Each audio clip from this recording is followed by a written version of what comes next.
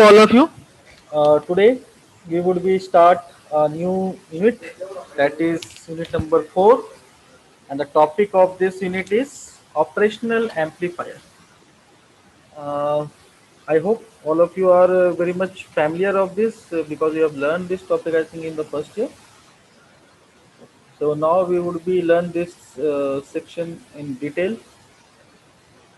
So what are the course objective for this particular unit is to introduce the operational amplifier concept, parameter and its application. And the course outcome for this particular unit is explain the internal schematic of op-amp and define its performance parameter. So this is next 3 units would be based on this op-amp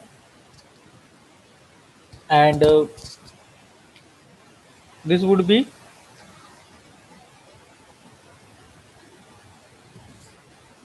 first unit out of that means the unit number 4 that would be related to the basics of op-amp where we have to be learn the internal schematic structure of the op-amp in detail and its performance parameter.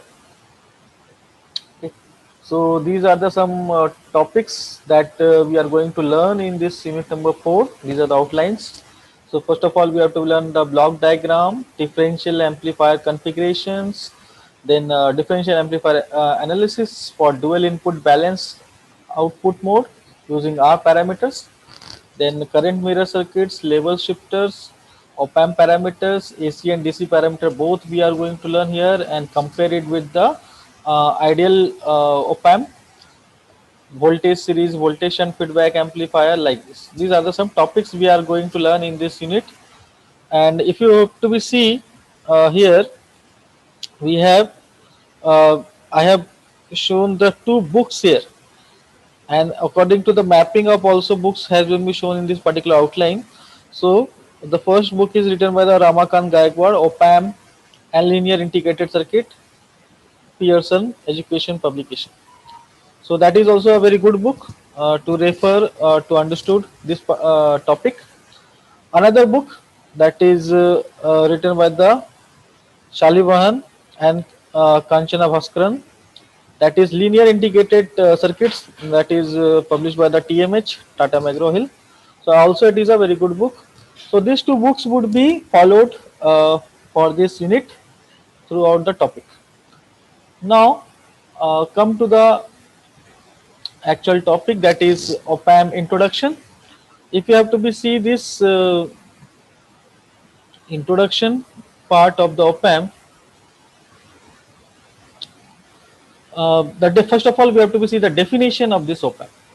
So op-amp is a very high gain direct coupled multi-stage amplifier that is capable of carrying out the mathematical operations like addition, subtraction, integration, differentiation, log, anti-log, etc. So op-amp is basically a very high gain direct coupled multi-stage amplifier capable of doing the some mathematical operation that is mentioned here. Okay. So if you have to be see, op-amp is basically it is also referred as a IC, integrated circuit. It is a one of the integrated circuit. So if you have to see, this is the structure of the op-amp, and this op-amp is generally composed of transistors, resistors, and the capacitor. So in the op-amp, it is generally you can consist. It is having the transistor structure, resistor, and the capacitor that is fabricated on a very small silicon chip. Okay, so that is that reveals that the op-amp is a part of IC. It is a one kind of ICH. Okay, now uh, if you have to be go through the history of this op-amp or the IC, if you have to be see, so there is a little bit brief history I have shown in the slide. First of all, this is the circuitry that is made up by the vacuum tube. This is the circuitry that is made up by the vacuum tube. That you can see the first patent for the vacuum tube op-amp is filed on the 1946. Okay. 1946, there is a first patent has been published that is made up from the vacuum tube, because at that time the vacuum tube technology was there. There is not uh, any op-amp available that is made up from the transistor or the, you can say, the BJT or MOSFET or any other IC technology is not available that time. After that, there is some advancement in the technology, and in 1953, the first time a first commercial op-amp has been available. And you have to be see the diagram also I have shown here.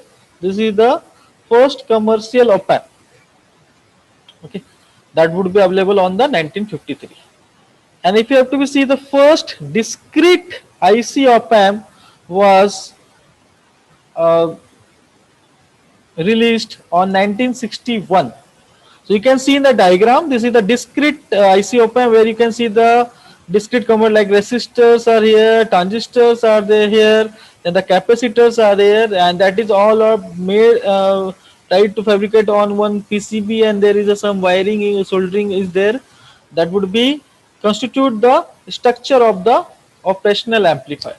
Okay, and if you have to be see uh, another development that would be come into the 1965. This is the remarkable development in the IC. That is, at 1965 we have see the first commercially successful monolithic op-amps would be made. So in 1965 you can see we have entered into the IC era, or where we have to be uh, available the first monolithic op-amp. This is the uh, photograph of this particular monolithic op-amp has shown here. Okay, so in this way you can see the how the systematically development would be there in the case of op-amp, starting from the vacuum tube, and then we have to be reached to the monolithic op-amps. That is the IC technology. Okay. So whatever the monolithic op-amp that you can see that further, if you have to see the 1967, in 1967 it would be further development of this particular IC technology, and that would be even the modern IC that we are still using. That is first available commercial op-amp that based on the monolithic IC technology, that is released by the Fairchild, that is op-amp 741. So this op-amp is still in its application, or it is in use, and this is the released in the 1967, and from 1967 or since 1967 we are using till date this particular op-amp. Okay, now lots of the various company into this particular manufacturing of this, but 741 are still valid or used in the commercial applications. So now you can see in our lab also you would be perform the practicals on this particular op-amp 741. So if you have to see, this is a 8-pin IC, uh, and if you have to be, there are the first and 5th number pin is used for the offset input, offset null voltage, and the pin number 2 is for the inverting input, pin number 3 is for the non-inverting input, pin number 4 is a uh, negative power supply, pin number 7 is a positive power supply, and 6 number is the uh, output, and 8 number is not even used, not connected. So this is the basic pin description of the 741. We would be come to the in detail of the schematic and the pin description of op-amp in the further topics, but this is just the photographs as available, so I have just correlate these two terms. Okay, so in the op-amp you can see in the 741 there is a mainly 5 terminal that is in functionable, you can say 2, 3 and 4, 6 and 7. Okay, where the 2 and 3 for the input and 6 is for the output, and 4 and 7 is for the supply voltage. Now if you have to be see what type of technology that we are actually using, so here we are using the monolithic IC technology. You have to be see that this is the one of the IC of op-amp has been shown, and in the internal structure you have to see that these are the terminal pins that is indicated here, and then there is a silicon chip in the one end of this particular structure. If you have to be see one end of this particular structure, there is a silicon chip is there.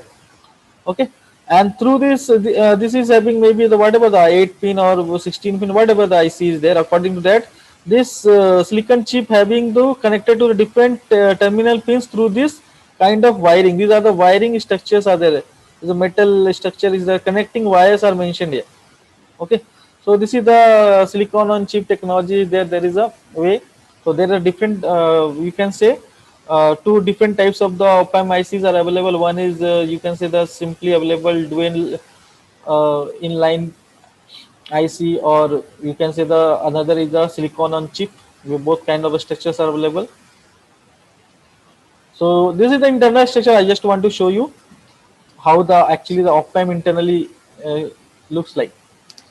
Now come to the packaging of this op-amp. There is a single package uh, has been be shown, which is having the several op-amps. You can see here in that particular IC how type of which type of the structure of the op-amps are available.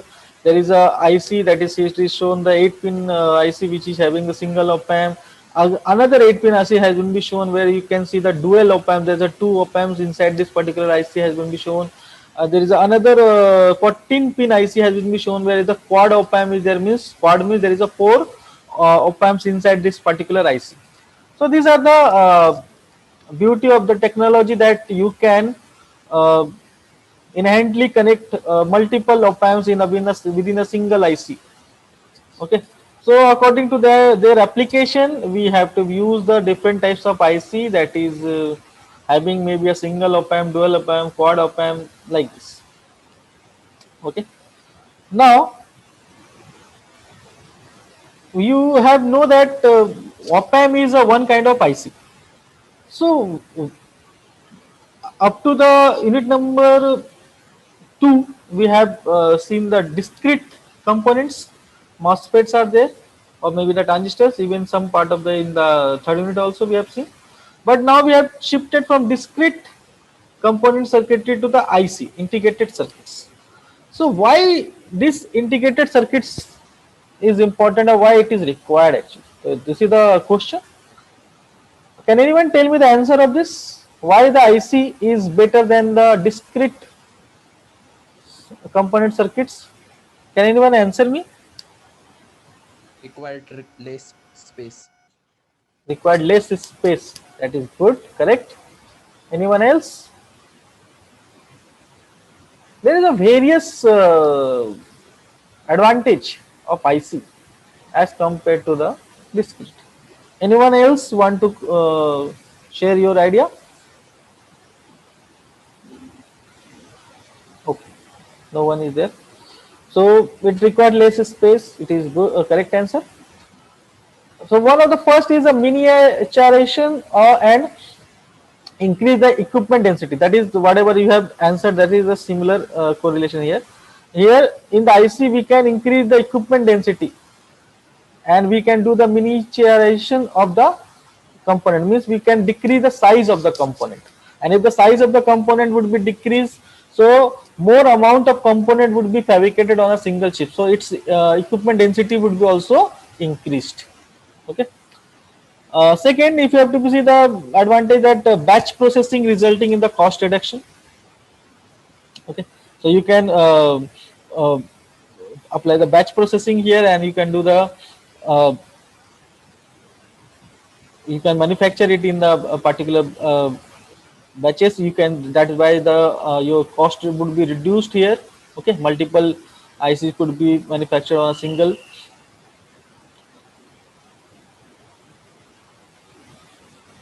Another advantage, if you have to see the improved system reliability due to the elimination of the soldered joint in the whatever the circuit. Anyone has any question? Someone has raised their hand. Alpia.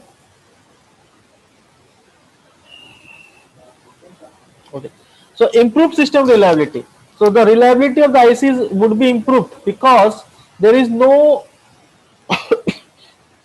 solder joint would be in the circuitry of IC, because we know that whatever the circuitry made up from the discrete component like MOSFET, BJT, when we would be going to implement on the PCB or some other silicon on chip, there is a technology using that technology. That what happens, we have to be use the discrete components like resistor, capacitor, so we have to be use the soldering. So in the case of ICs, we do not require any soldering joints. That's why it would be improve the reliability of the system. Okay, uh, and its performance would be also improved. Fourth one is the better functional performance. Obviously, when the multiple components would be on a single IC or multiple transistor would be on a single IC, so obviously the performance would be improved. So better functional performance, more number of the components within a single IC. So this IC would be obviously do you the more functions as compared to a single discrete component. Then increase the operating speeds. So when you compare the operating speed of the IC with the discrete component, obviously IC having the multiple transistors or the component within a single fabrication wafer, uh, so obviously it would be perform more functions, or its speed would be also increased as compared to a discrete component. So this is the very important advantage, that is the speed would be, operating speed is increased. Then as well as also significant reduction in the power consumption, as the size of the component would be reduces, so it would be required a less amount of the supply voltage. So as well as it would be also there is no other discrete components are here, no soldering joints are here, so the power losses are very less. So there would be a significant reduction in the power consumption. So these are the six advantages I have mentioned here in the slide, why we use the integrated circuits over the discrete circuitry. But it is not limited to only this six advantage. It may be more than this six advantages is also possible, but you can search it out. And if you would be come with some other additional advantages, then it would be a good sign, and I would be happy that you would be find out some, you have done some search or research on your basis, and you have come out with some other advantages. Okay, so for that you have to be learn some books, a reference book, that is also very much important part of the study. How much you would be read, you would be more learn. Now we can see now we have come to that IC. Then I will be just little bit small inlight on the IC technology, or we say that the classification of IC based on the chip size. So if you have to be see the there is a starting from the small scale integration, where generally a 3 to 30 gates per chip is available. There is a smallest there is the one of the oldest technology of the IC. Then the after that there is advancement, and the medium scale integration would become, where we can say that 130 to 300 gates per chip could be fabricate. Then the large scale integration has been into the picture. Then that is the LSI technology, where you can implement 300 to 3000 gates per chip. And then the VLSI, very large scale integration, is still it is valid. The VLSI is there. So In the modern era, we are in the VLSI era. So where we can use the more than the 3000 gates per chip, or maybe the lakhs of the transistor on a single chips you can fabricate. That is the VLSI. So these are the some development of the IC technology, starting from the uh, invention of the ICs. Okay. So now again we have to be switch to our topic, that is op-amp. So first of all we have to be discuss the block diagram of op-amp. So this is the block diagram I have shown in the slide. Everyone please note it down this particular, draw this diagram. It is very simple. So you can see in the basic block diagram of the op-amp there is a uh, four blocks I have shown here. So the first block is input stage. Okay, just take 1 minute to draw this. Then I would be explain this particular circuitry.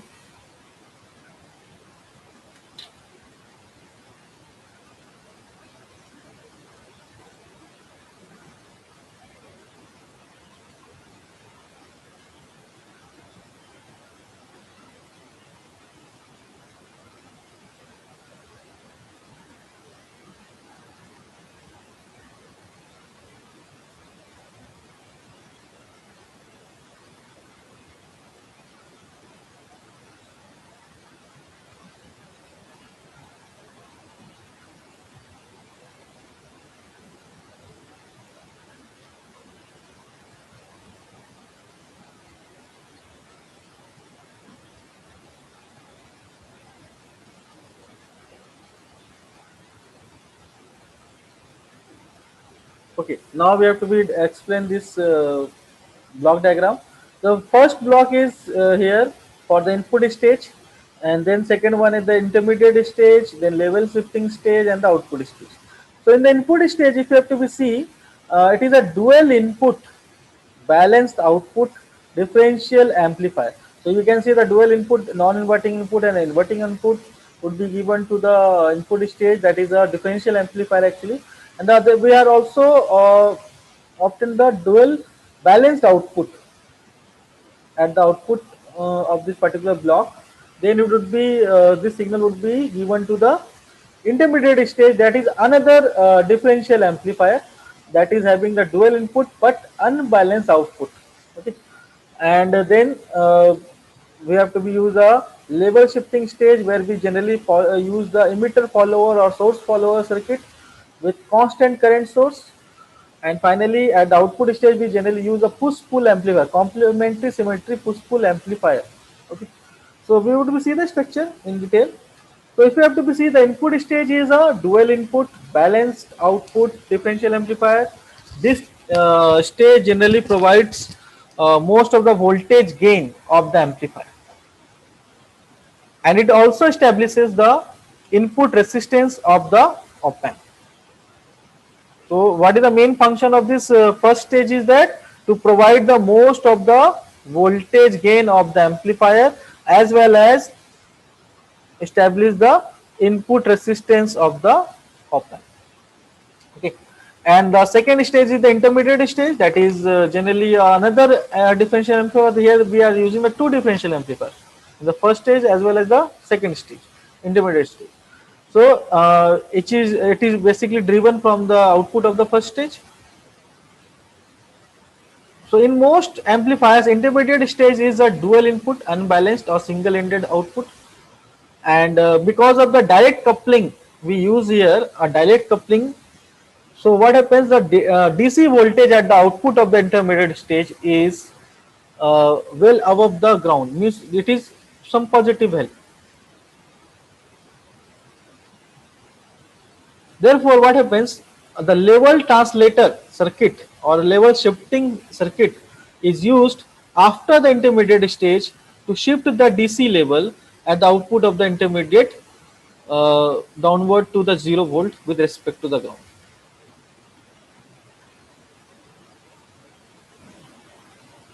Okay. So where we have seen that in the intermediate state we have using the single ended output, and the whatever the output voltage of this intermediate state is, it is just above the ground potential. So that's why it is positive, but it is very small value. So we have to be required to shift the DC level of the this voltage. That's why we are using in the third stage as a level shifter. This is the main function. That's why the requirement of the level shifter would be there. That would be actually uh, shift the DC level of the output of intermediate state from 0 volt to some positive value.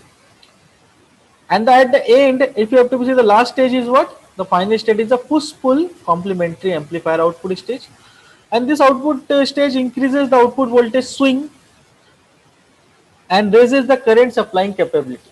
So the main function of this output stage, that is a push-pull amplifier. So it is increases to output voltage swing. First of all, this is the main function, and then raises the current supplying capability.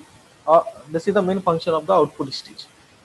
And if you have to see a well-designed output stage, that is a push-pull amplifier having a low output resistance. Generally, we know that a push-pull amplifier having the output resistance that is a low in value, small in value. So this is the basic block diagram of the op-amp in the detailed way I have shown you. First of all, we have seen the blocks and their function, and then you have to see that this is the circuit structure actually of block op-amp is there. So this is the circuit description of this particular. Instead of block, you can see the circuit diagram of the operational amplifier. So you can see this is the first stage. The partitions are mentioned here. This is the up to this. This is the first stage or input stage, you can say, and this is the intermediate stage.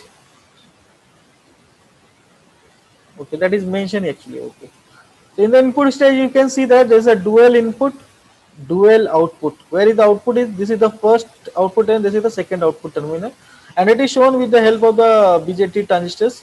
Then this output would be the first stage output is driving the second stage input. That is again a dual input, but a single output is there. So you can see that this is a dual input, but there is a single output is there, single output. Okay, and that is driving the level shifter stage. So this is the structure of the level shifter. This is one BGT resistor is there. This is the level shifter stage or level transmitter stage. And then finally at the output stage we are using the push pull amplifier.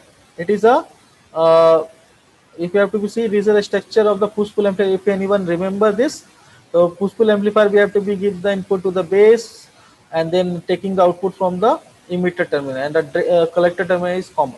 Okay, so common collector configuration, you can also say that this is a Darlington stage actually. That's why the current driving capability of this at output end is very high. Okay, and it will be provide a very good voltage swing because of having the very high input impedance also. So in this way, your op-amp would be work. This is the internal circuitry of these blocks that we have discussed today. You can also take the screenshot of this. Now we have to be discuss the first stage, that is the input stage, a differential input and output. The differential amplifier basically we are using here.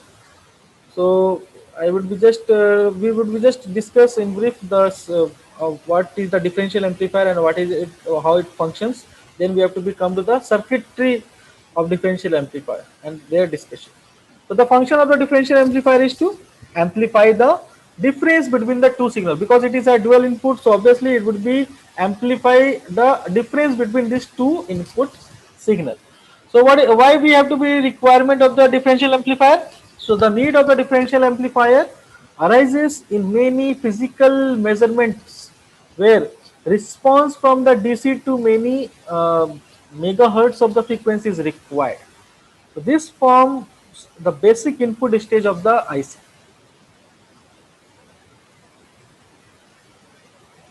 Okay. Now, if you have to see the basic differential amplifier, that is having some properties. The first one is the It is having the excellent stability because dual input, dual output. This is the excellent stability, high versatility, and high immunity to the interference signals. It does not affected from the interference signals or the noises. These are the some important properties of the differential amplifier. If you have to be see now, we have to be see the differential amplifier. Uh, that is actually a building block of the op amp because it is used in the input as well as the intermediate stage.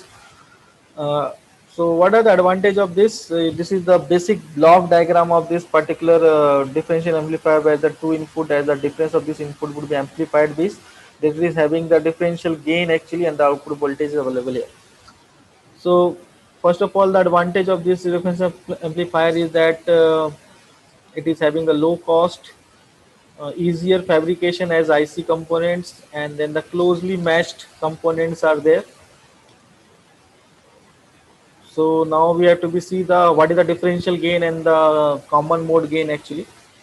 So the output signal of the differential amplifier is proportional to the difference between the two input signals. The output signal is basically the differential amplifier is what? It is proportional to the difference between two input signal. So what is output voltage? V naught.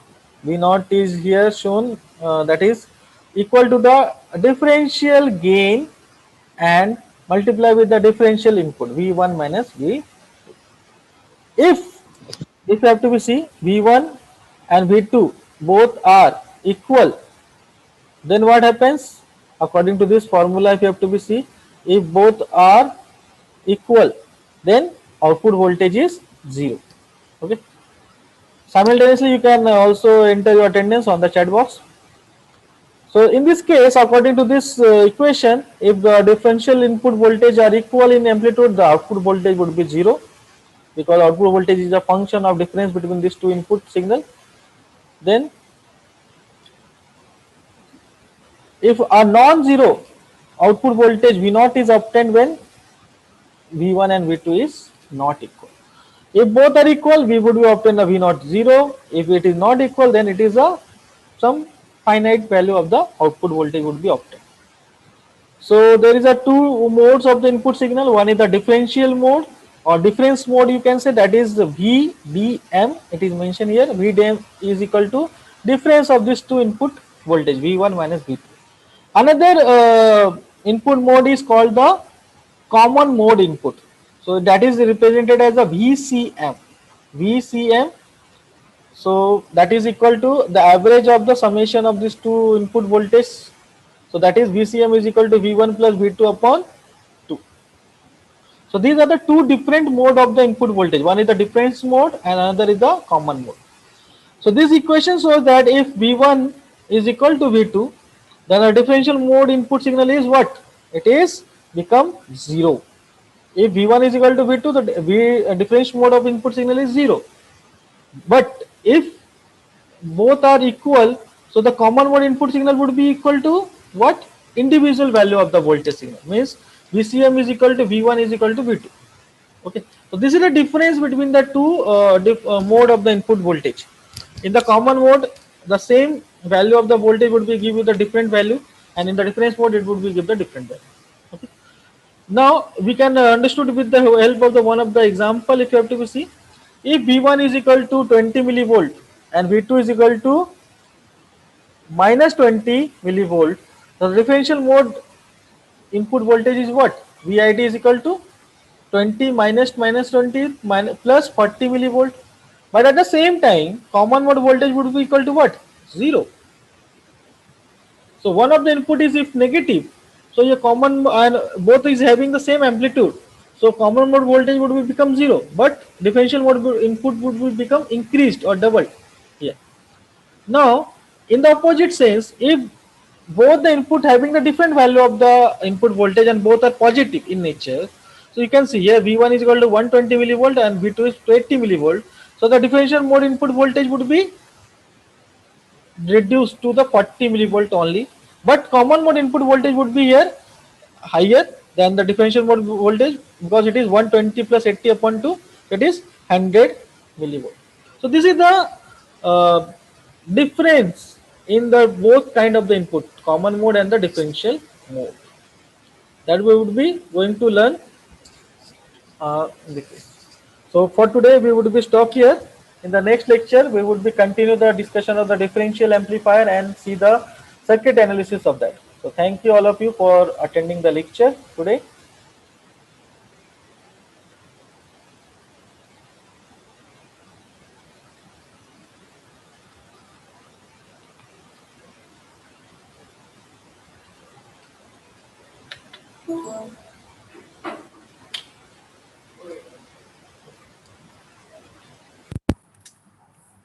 Apa lecture?